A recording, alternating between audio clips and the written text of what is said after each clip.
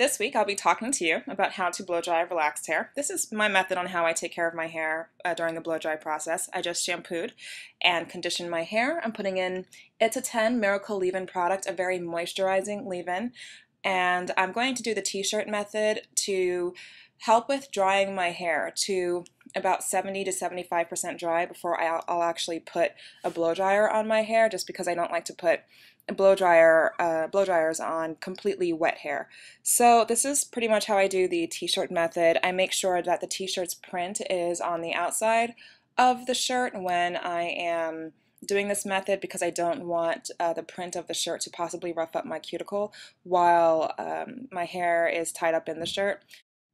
15 to 30 minutes later, my hair is all set to come down from the t-shirt because the t-shirt has absorbed a lot of the excess water at this point, so my hair is no longer dripping wet from the shampoo and condition and application of the leave-in.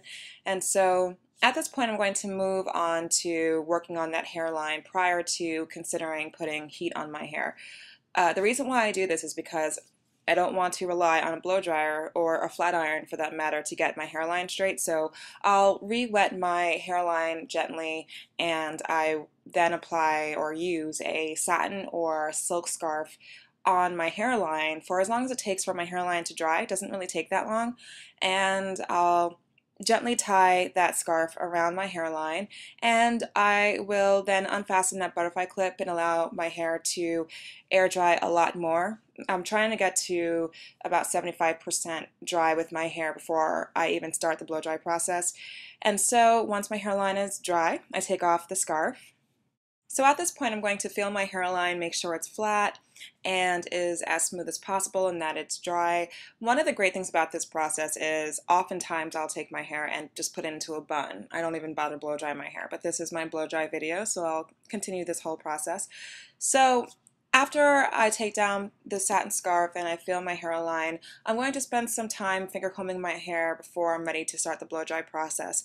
If your hair feels a little too much on the dry side, you might want to apply some water to make sure your hair isn't too dry before you start a blow dry. It really is a case-by-case situation, but I don't want to put a blow dryer on hair that feels a little bit too much on the dry side. As you see, I put Cheese Silk Infusion in my hair. It's an excellent heat protectant.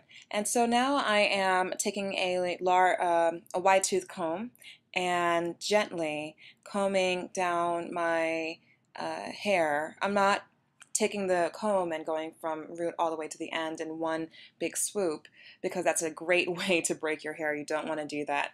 A great way to comb your hair is to either start from the ends and work your way up gently in stages all the way up to the root, or if you know your hair is fairly untangled, you can start from the root and just gently in stages work your way down your hair all the way down to the end, getting tangles out one bit at a time.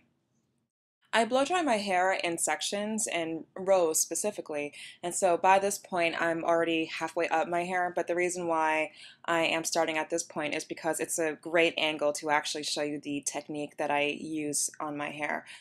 The technique that you're about to see is largely influenced by Gina Rivera from Hair's Talent.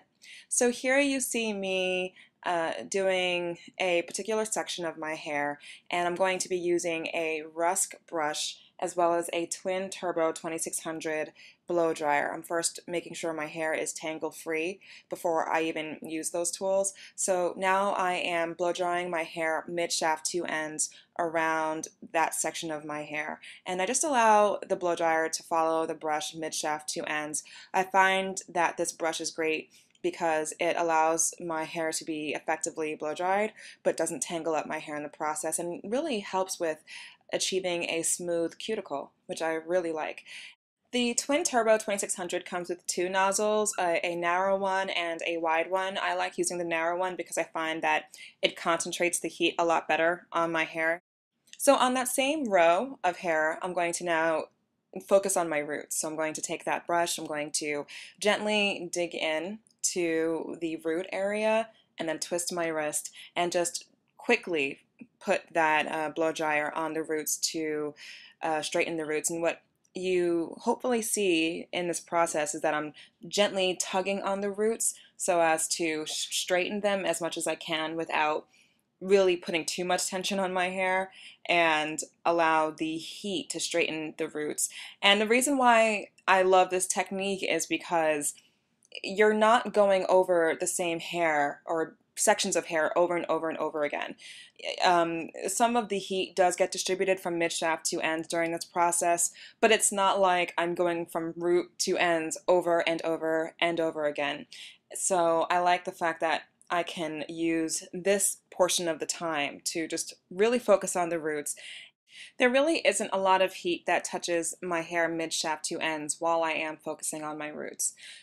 So now I'm going to create another row to do the exact same technique on another section of my hair. And I'm just working my way up my hair. I start from the by my neck area with a section there, and I really just work my way up. So I'm basically just finding an amount of hair at this point to make sure it's enough for the blow dry process. I don't like taking too large of a section, but I don't like to take a too thin of a section either. So I just gauge it based on how I'm gathering up the hair to see if that's enough for the blow dry for that particular section. I'm taking my wide tooth comb and just making sure that there are no tangles in there.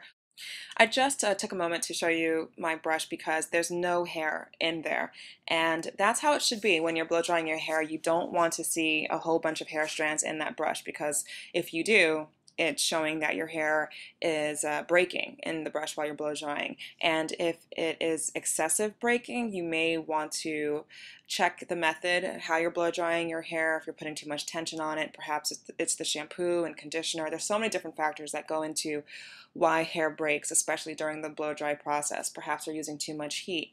So you want to just make sure that per section you're checking your brush to see if there's a lot of hair in it, and hopefully there isn't any hair when you check it out. So here you see that I am focusing on the roots. I've already dried the mid shaft to ends of my hair, and I am again taking the brush and digging into that root area, twisting my wrist, getting a little bit of tension in those roots, and then applying the heat on those roots. I highly encourage you not to leave that blow dryer too long on your roots, because you don't want your scalp to get irritated by the heat. So if your roots aren't getting straight during the process, that's fine, especially if you're stretching your relaxer. Just go in there with a flat iron later and get your roots straight. Don't get your scalp irritated during that process. Here I'm using a round bristle brush on my bangs only. I used to love using a round brush on the rest of my hair, but I found that the Rusk brush is a lot better with blow drying your hair and not getting a lot of breakage compared to the round brush. So I'll only use the round brush on my bang, not everywhere else.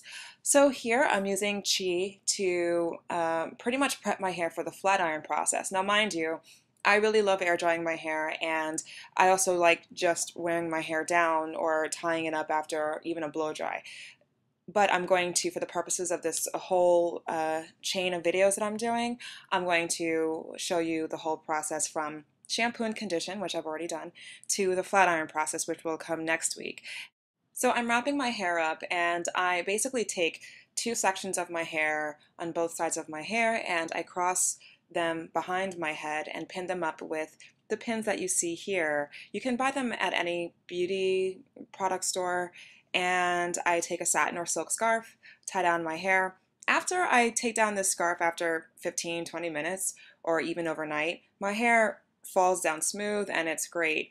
Or I can move on to the flat iron process to get the hair even smoother. So you'll see that process next week.